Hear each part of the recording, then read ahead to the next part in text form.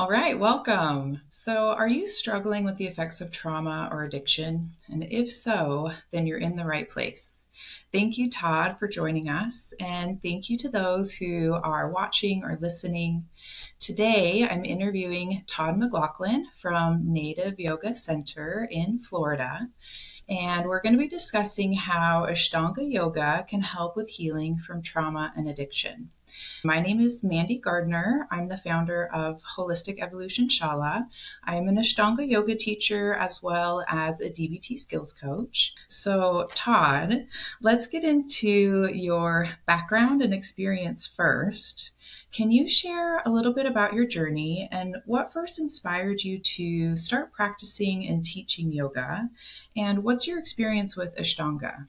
First, yes, I'd be happy to answer that. And thank you so much, Mandy, for having me on. I really appreciate it. I'm very passionate about yoga, and I got started with yoga when I was right around like senior in high school and like my first year going off to school to college. And it was an evolution from that point to where I got involved in Ashtanga yoga. And so I got drawn toward it. And then my wife and I, we had done a Bikram yoga teacher training. We were co-owning a Bikram yoga studio in San Diego in a town called Mira Mesa. And at that point, I had met somebody that was practicing Ashtanga yoga, and I'd heard about it. My first hearing of it was it reminded him of surfing, and I like to surf, so that caught my attention right away. And he said, because you're linking the movement with the breath, and it puts you like in a flow state that reminded him of what it feels like to be in that immediate sort of riding wave kind of state of mind. And so right away I thought, that sounds incredible. I got to try that out. Right. And at that point, I purchased David Swenson's VHS. This is in, when is this, 2000 and 2001, 2002. And so at that point, I said to my wife, Tamara, let's go to India and go practice with Patabi Joyce in Mysore.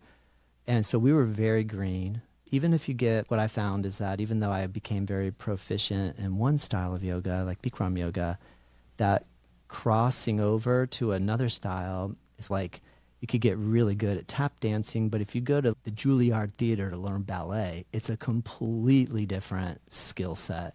We were very green when we went to Mysore and practiced, and it was just an incredible eye-opening experience for me. And it really lit me up for passionate about Ashtanga yoga. And then there's a lot happened from there till now, but that's a little bit about how I got into it.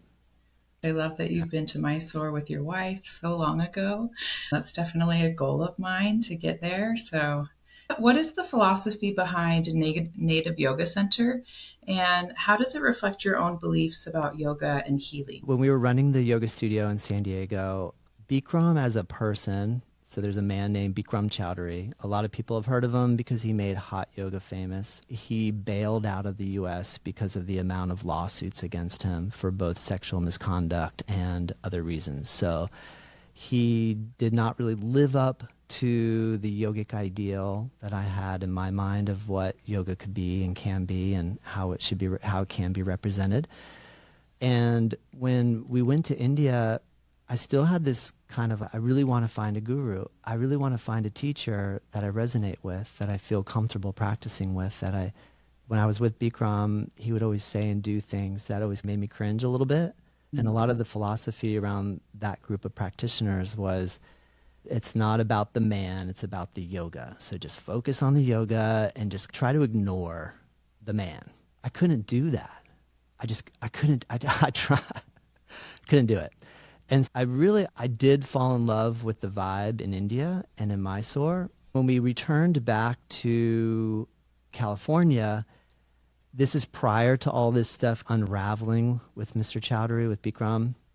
And I had this feeling of, oh my gosh, this guy's going to go down, because it was very obvious to me. I was close to his group in the sense that I would drive up to LA every Friday and practice the advanced class with Bikram and his teacher, his wife, Rajeshri, and there was a woman named Emmy Cleaves and that whole crew that was involved in that group. And as I would watch his actions, I knew this isn't going to last. This something's going to fall apart. And so I felt like if I have his name on my sign, I'm a representative of that. It made me feel not comfortable with that. Bikram was trying to put together like a franchise. And for me, when I got involved in yoga, franchised yoga didn't really fall into what I wanted. I wanted to have more of an authentic experience. I did come into yoga from the angle of wanting to seek liberation or freedom from suffering, which is a big endeavor. But that Right. was my goal. I love the physical. I love the asana. Absolutely. It is so fun and exciting and thrilling. I'm a big fan of it. But I really was curious about the philosophical and more of the ethical elements in yoga. So Right. that I think set the stage for then when my wife and I was born and raised here in Palm Beach County in Florida. And so my parents were still living here. And at that time, I'd corralled my wife to agree to move back to Florida. And we wanted to open a yoga studio that was not under a franchise umbrella, that was our own creation in the sense of we had to get the ball rolling on our own. We couldn't rely on the network of a franchise to get that momentum going. So it was a Sure. huge challenge and it was scary, but we did it. And we've been in this location now, it'll be 19 years in April in the same location. That's I've, 19 years is quite the right? feat. So Thank you great so job. much. Thank you so Yeah. much. And when I really boil down and dig down into what is my intention and goal for our yoga studio, I wanted to create a space that people felt comfortable coming into and they would be able to experience true transformation.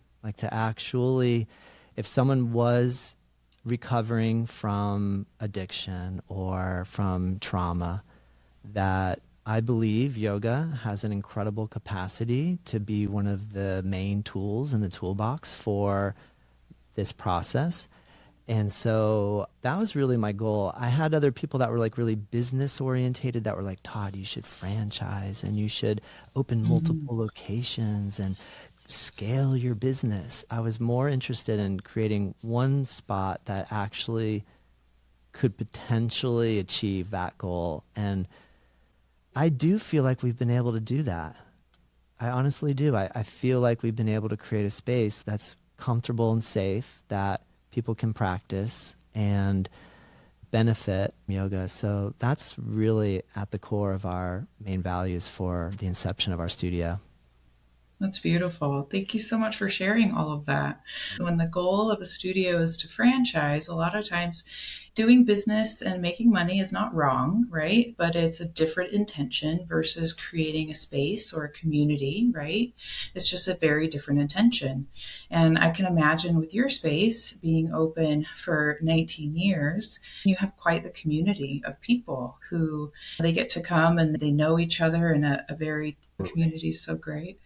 Oh, right. Like even like from the setting of say a Mysore style class where there's really no talking going on and from the instruction side, we might, there's conversation or we can talk and communicate, but for the majority of the time, the class is quiet. And so we'll have students that really never have conversation, but have a relationship, even though because they just see each other. And I feel that too when I Yeah. go and practice in a Mysore room or I've been involved in other studios where I could just go in, I could do my practice, not even converse with anyone, but really feel like I was a part of a community. And I think that's a really fascinating aspect of the Ashtanga tradition. And that is I something agree. that was probably the biggest light bulb that went off for me when I saw the Mysore room in India, because I came from a room that was extremely hot room where this person Mhm. would stand on a stage with a microphone and kind of berate you and yell, right? Do this, come on, pushing, lifting, kicking. And it was very like, and how can you walk in so quiet and all you Yeah. hear is breathing and you can feel the Mhm. humidity and you can see the sweat glistening and you can see the muscles and the focus and the intensity. I was like, whoa, what is going on in here? This is next level. So That for me was a game changer, and why I feel I taught Mysore class this morning, and I teach Mysore. We have a 6 day a week Ashtanga program in the mornings. I keep it going, and I think it just comes, that definitely was the main spark for my fire. Anytime personally, like when I reflect on, I'll definitely have days where I'm like, oh man, this is so hard because it's not always busy. Ashtanga yoga Yeah. is a tricky model from the business side to be able to pay your rent.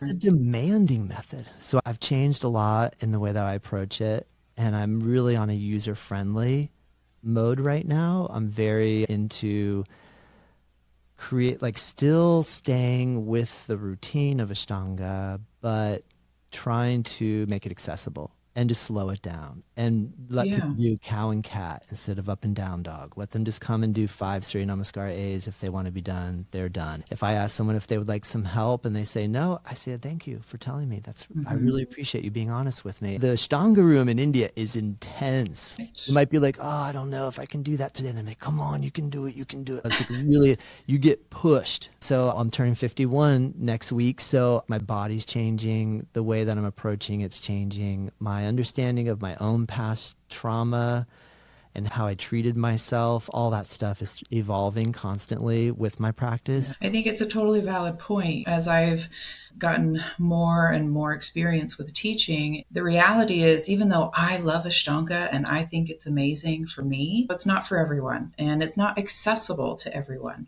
I was trying to walk my mom through the sun salutation, Surya Namaskara A, and she had a really challenging time doing the chaturanga or even knees, chest, chin.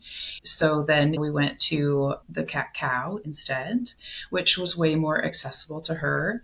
The reality is that we have to accommodate for everybody and Absolutely. recognizing that the ultimate goal is, in the yogic terms, it's samadhi, absorption or meditative absorption. So an asana just happens to be kind of one of those paths to get there. And I think that so it's important to remember that asana isn't the be all and the end all, even though it's such a valuable tool and it's so important. Does your mom still practice with you? She has actually hired a trainer. She's been going to the gym and she's been lifting weights, and I've been really proud of her. And Yeah. so she does stretching, and I have shown her stretches. She's intimidated by the word yoga, and so we just refer to it as stretching, and that seems more accessible to her. We showed her like cat cow, some wonderful shoulder stretches, and pigeon, and things like that. And so she is stretching every day Very and cool. breathing, which Yeah. essentially is Yes. yoga in its own right. Yeah, it always makes me feel good when someone picks up a little something. Thank you. I hope everyone that was watching and listening got value. So.